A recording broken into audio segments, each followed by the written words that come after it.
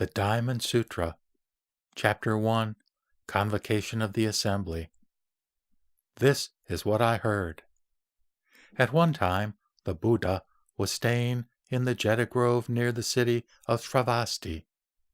With him there was a community of 1,250 venerable monks and devoted disciples. One day, before dawn, the Buddha clothed himself, and along with his disciples took up his alms bowl and entered the city to beg for food door to door, as was his custom. After he had returned and eaten, he put away his bowl, bathed his feet, and then sat with his legs crossed and body upright upon the seat arranged for him.